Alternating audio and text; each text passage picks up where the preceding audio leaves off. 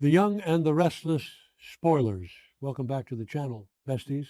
Today is an absolutely gorgeous Tuesday. The sun is shining, the birds are singing, but honestly, the weather outside does not match the absolute hurricane of chaos we are about to unpack.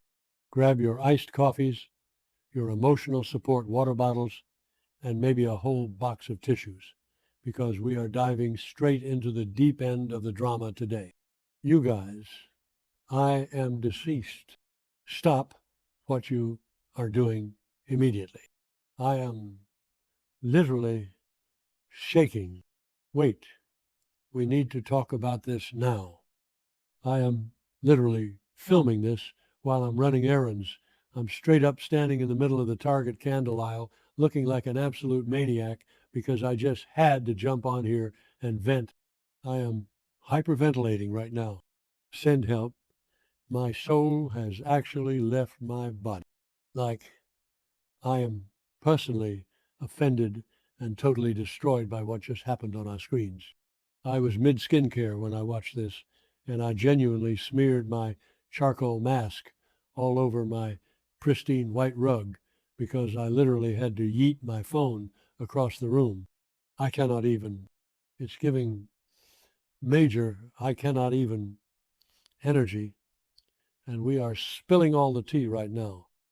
Wait, backtrack for a second, I missed a step. We need to talk about the build-up because my brain is mush. Oh, hold on. I should have mentioned this earlier, but we all knew Nikki has been suffering from those severe worsening headaches, right? Like Victoria was literally begging her to go to a doctor, and Nikki, stubborn, iconic, but genuinely infuriating, Nikki kept brushing it off as just MS symptoms. Bestie, be for real right now. You are a billionaire. You have doctors on speed dial. You literally own half the state. And don't even get me started on the vibes between her and Victor lately. They've been separated, having these sour, tense confrontations. And Victor was trying to check on her, but it just turned into a toxic mess. Did I say that yet? My brain is mush. Moving on. So basically, the truth comes out, and it is the most insane, world-ending tea ever. The doctors straight up drop a nuclear bomb on the Newman family. Nikki's condition is critical. And when I say critical, I mean they gave her a 30% chance of survival. 30%.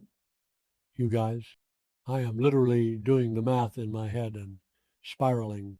That means there's a 70% chance of, if she doesn't have the surgery immediately, she will die. No alternative, no magic Newman cure, just a cold, hard, terrifying 30% chance. I am physically vibrating from the sheer audacity of this plotline. They are officially on my do not perceive list. I am so done with these writers playing with my emotion, which is honestly so unhinged because Victor, Nick, and Victoria all have to stand there and agree to this. Can you imagine the absolute cinematic mayhem of that room? Victor Newman, the man who controls Genoa City like it's his personal chessboard, is completely powerless. He's just standing there, his mustache probably twitching with raw terror, realizing all his money basically means nothing. And Nick, oh my God, Nick just survived a drug-induced car crash and a hostage situation with Matt Clark, and now he has to watch his mother face a 70% chance of death? Make it make sense. Victoria is probably internally calculating the collapse of Newman Enterprises while simultaneously breaking down. The stakes are astronomical. Wait, I'm glitching. Okay, back to the main event. The scene where Nikki goes into the surgery, I am crying just thinking about it. She was so terrified. You could see the raw, unfiltered fear in her eyes. But she put on that brave face because she's Nikki freaking Newman. She looked at her family, and she truly genuinely believed that she was going to wake up. She believed it, and she made them believe it. It was this beautiful, heartbreaking moment of hope. I was sobbing. I am literally crying in Target right now. People are staring at me, but I don't care. Let them look. They don't know the pain of losing a soap opera matriarch. She went into that operating room with the absolute conviction that she would see her family again. The sheer bravery of that woman. Oh, random tangent. But did anyone else notice the weird fluorescent lighting in that hospital hallway? It was giving very liminal space aesthetic.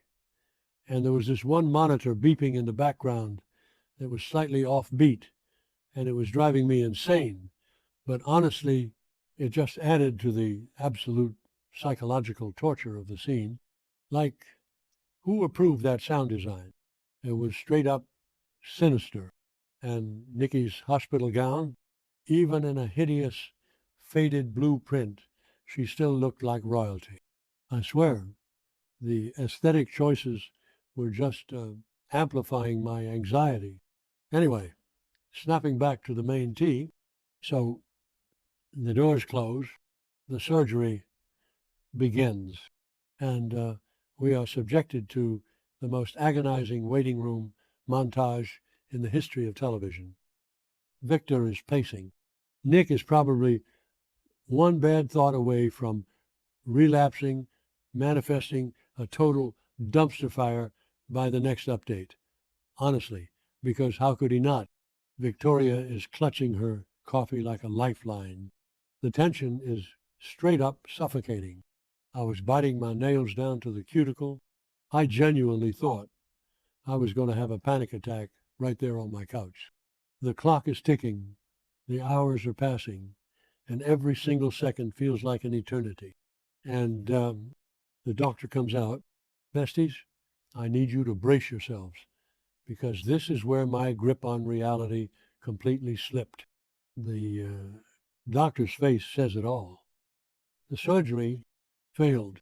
It completely, totally, absolutely failed. Nikki Newman is dead. I am typing this and crying all over again. The surgery was a complete failure, and she died on the table. The 30% was not enough. The universe said no. I am genuinely hyperventilating. But they didn't just tell us. No. The writers decided to completely emotionally destroy us. They showed us. The doors open, and they wheel out a gurney. And on that gurney is a cold, lifeless body covered in a sheet. Just a sheet. No soul, no spark, just a cold corpse. Nikki Newman, the matriarch, the legend, the woman who has survived literally everything: cults, kidnappings, alcoholism, Diane Jenkins, you name it, reduced to a shape under a hospital sheet. I screamed into my pillow. I literally screamed. How could they do this to us? She went in with so much hope, and she came out in a body bag. It is so brutal, so visceral, so incredibly cruel, and the reactions. Vesti, send the paramedics for me because I cannot handle it. Victor Newman, the Victor Newman, the man made of stone and espresso, fainted. He literally collapsed. He passed out from the sheer, incomprehensible grief. When have we ever seen Victor Newman physically drop to the floor? Never. The man is a titan, and he just completely gave out, hitting the linoleum like a felled tree. And Nick and Victoria, they just completely crumbled.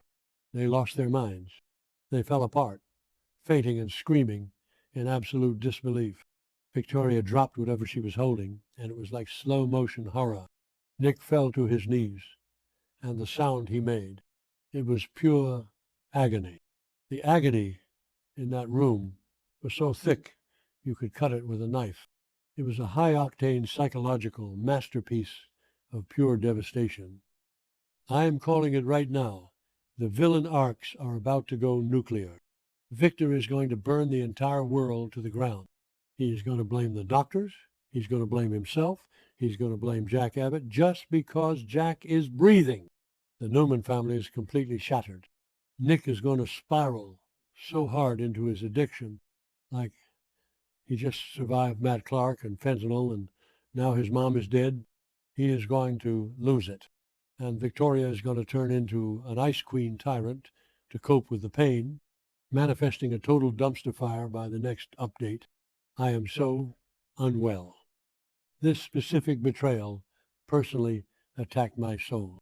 I've been invested in Nikki's journey for literally ever, and to see her die like this, so suddenly, so tragically, after everything she survived, it feels like a sick joke. I am clutching my chest because I am literally too unwell to handle the gravity of these events. My brain is visibly buffering. I need a week off work just to process this. Did I even mention how Jack is going to react when he finds out? Oh my God, Jack is dealing with Diane being missing and Patty blackmailing him, and now the love of his life. Let's be real. Nikki is his soulmate, is dead. The entire town of Genoa City is going to implode. Genuinely, straight up implode. Wait, I'm genuinely not done spiraling. We need to talk about the sheer disrespect of the sheet. A sheet for Nikki Newman? Vesty. She should have been draped in cashmere or silk. The visual of her just lying there under that stiff, bleached hospital fabric is going to haunt my nightmares. It's giving complete disrespect to a legacy character. And the fact that the doctors just stood there looking sad, I would have flipped the gurney. I would have demanded they try again. Victor shouldn't have just fainted. He should have bought the hospital and fired everyone. Oh my God. I am so angry. The stages of grief are hitting me all at once, and I am currently stuck on rage. And think about the ripple effects. What is going to happen to the Newman Empire? Without Nikki to ground him, Victor is going to become a complete monster. Did I say that already? I don't care. It bears repeating.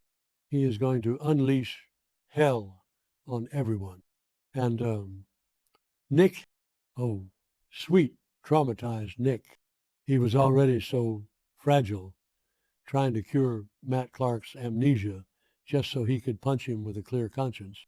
Now, Nick is going to completely lose his mind. He's going to go back to the drugs. I just know it. Sienna is probably lurking in the shadows right now, waiting to hand him a bag of pills. The chaos is going to be unparalleled. Okay, I genuinely have to go now before Target Security asks me to leave because I am sweating and crying in the home decor section. I love you guys. Stay safe out there. And please send all your thoughts and prayers to the Newman family because they are officially in their darkest era. Bye, for real, this time.